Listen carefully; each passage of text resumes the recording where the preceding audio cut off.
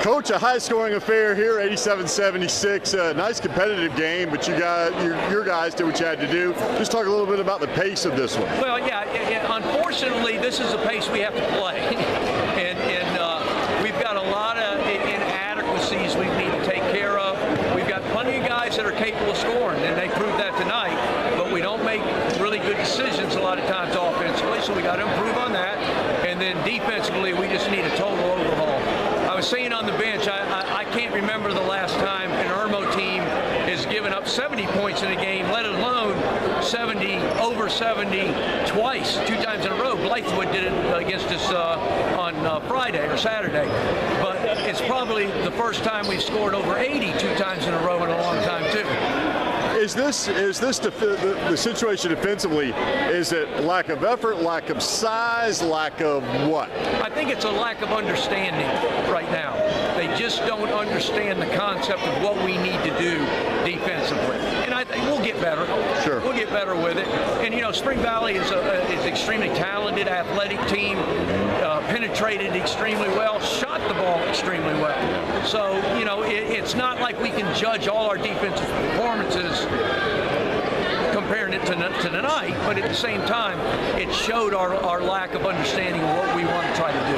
I want to talk about a kid that I know you had several guys play very well tonight, but obviously it's my first time seeing the sophomore Devontae Schuler that I've heard so much about. And talk a little bit about this young man. Devontae is, first of all, a better kid than he is a basketball player. He's just a joy to be around. He's so coachable, and he obviously is talented.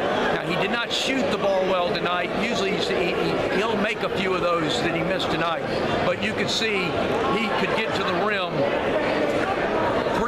pretty well, you know, and that's something. He is quick, he is athletic, and you know, he's just a pleasure to coach. Sitting up in the stands with one of your former point guards, Chris Dorsey, and we were talking about him, and I said, you know, this kid may be 15 or whatever he is, I said, but when he has the ball in his hands, he is a man with the basketball. And see, and that's just our whole team.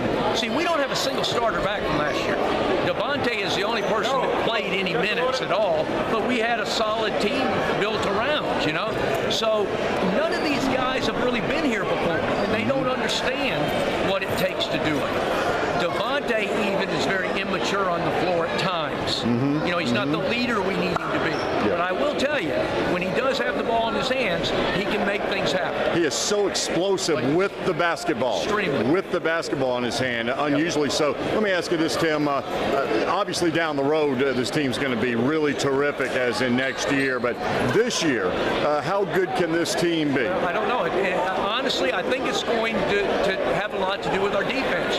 Because when we really play good teams, then we're going to have to be able to get stops. We're going to have to be able to do a better job of understanding what a team is doing and then be able to stop that. It may be shooting threes. It may be penetrating like it was tonight. We didn't change what we did no matter how much I begged them to. And it's not like we haven't worked on it. We have, but it's just a comprehension right now. And they're just young. They're immature. Sure. They're going to grow up. We're going to get better, and that's the good thing. Yeah, we know they'll get better. We know you'll be working them, but I will tell you, they're a lot of fun to watch offensively. We scored 87 points tonight, and that's not easy. So, yeah, 50 at the half. You don't see that very often. Saturday we scored 80, so you know we can't rely on that. I think to win big games, but it's nice knowing that we have weapons to be able to play.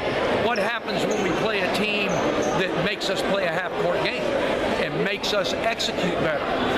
Now it's going to be a whole different situation, like Dorman did. And Dorman scores in the 50s and we lose. You know, so we've got to be able to play for the big picture, not just for one particular game, but that'll be something we'll be constantly working on throughout the year. I hope you don't mind me asking you this, but this is just a question that any basketball fan would want to know.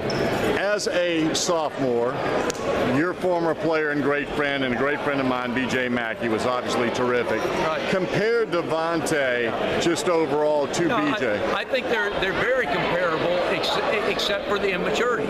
B.J. was a leader and very mature when he was a sophomore, beyond his years.